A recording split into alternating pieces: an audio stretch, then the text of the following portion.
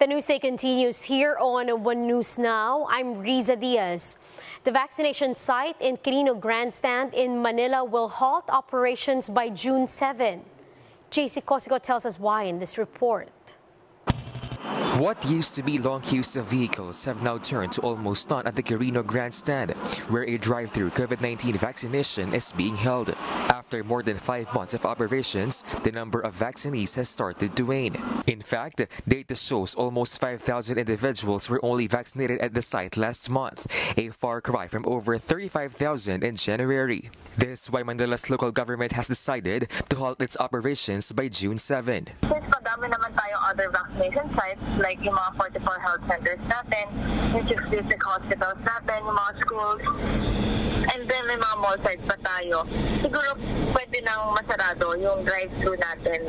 For some vaccinees who took the opportunity to have themselves boosted before the last day, the drive-thru site was convenient. Para maiwasan din po natin yung mga ganong, yung mga ngayon po mga variant na bagong lumalabas. So, mas mabuti pong healthy yung katawan. At least dito nakasasakyan ka na pipila ka lang ng konti. Sobrang convenient. Kahit priority lane ako, walang pila talaga, tapos may Pfizer pa. Aside from vaccination, the drive-thru swab test will also cease operations. Para po magamit na ng mga event. Dahil mahalaga daw po yung mga event na gagawin nila sa Luneta. With this, authorities now call on the public to get vaccinated at other inoculation sites. Yun yung magpapadagdag protection sa kanila para hindi sila malagay dun sa worst case scenario, just in case na infect na sila ng COVID. Overall, more than 1.7 million individuals were jabbed against COVID-19 across the city. For News 5, JC Cosico, we are One News. The Health Department confirms the local transmission of the Omicron BA.5 subvariant in the country. However, DOH Undersecretary Maria Rosario Vergere clarified that there is still no community transmission of the Omicron subvariant. The DOH had detected 2 local cases of the BA.5 Omicron sublineage from Central Luzon coming from the same household. Now, the 2 cases have already recovered. However, one of their 2 close contacts in the household tested positive for COVID-19 and is currently undergoing isolation.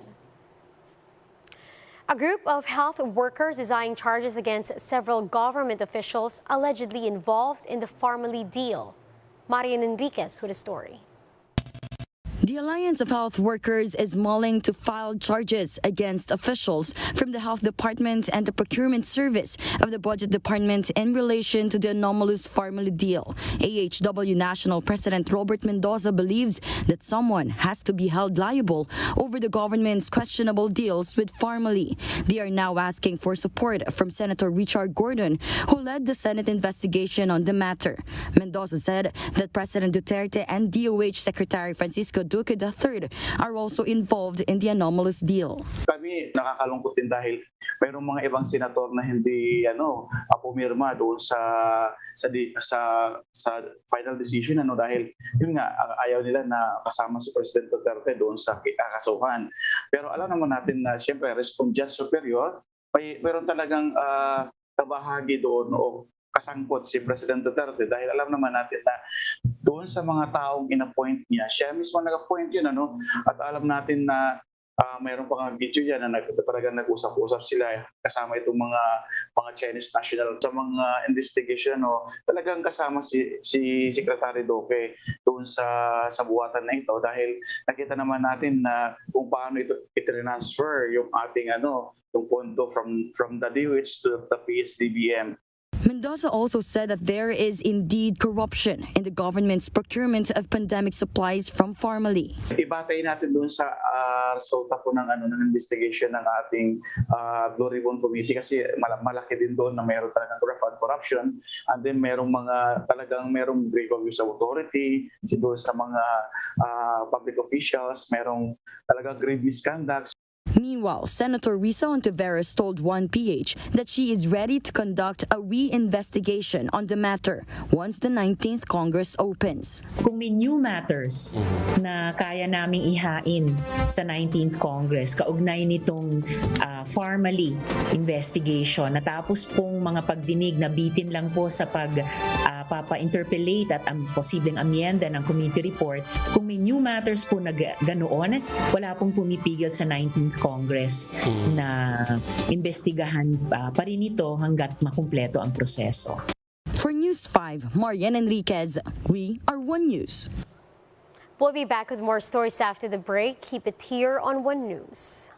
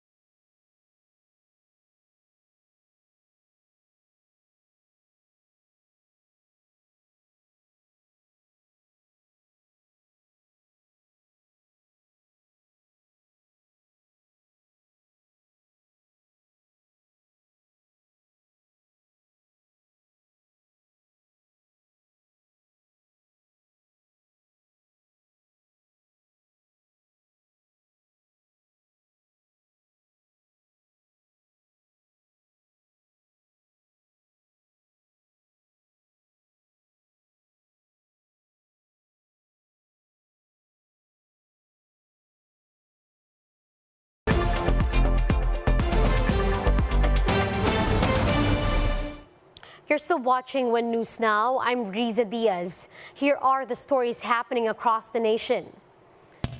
2 bomb scares happened in Malabon and Manila last Friday. A sling bag inside a jeepney in Malate, Manila caused alarm after it was abandoned by an unidentified passenger who rode the jeep. but the bag only contained a cell phone charger, a metal wing band for fighting cocks, pliers, and a nail cutter, among others. Malabon City Hall also received the bomb threat through a text message to a command center operator. The Bangsamoro Autonomous Region in Muslim Mindanao remains as the region with the lowest COVID-19 vaccination rate. The vaccination coverage in the BARMM for the primary jabs is 1.1 million, or only 31% of the target. So far, nearly 71 million people have received 2 doses of the vaccine. At least 3,500 people have been arrested for violating the nationwide gun ban, according to the latest report of the PNP. Around 3,400 of the violators were civilians, while the rest were security guards, police, and military personnel. The gun ban will end on June 8. Let's now take a quick look at today's other top stories. The Commission on Election is proposing a law that punishes trolls during campaign season. COMELEC has also reminded all candidates of the May polls to submit their statements of contributions and expenditures. And the PBA Season 47 opens tonight with a newbie team Converge seeing their first action versus Rain or Shine. And those are the top stories of the hour. Join us later at 10:15 in the morning as we continue to monitor the day's biggest stories. You can also catch One News on Signal Play app. Register for a free account now, www.signalplay.com, and stream One News live anytime, anywhere. I'm Riza Diaz. Mask on, wash hands, and stay safe, Philippines. We are One News.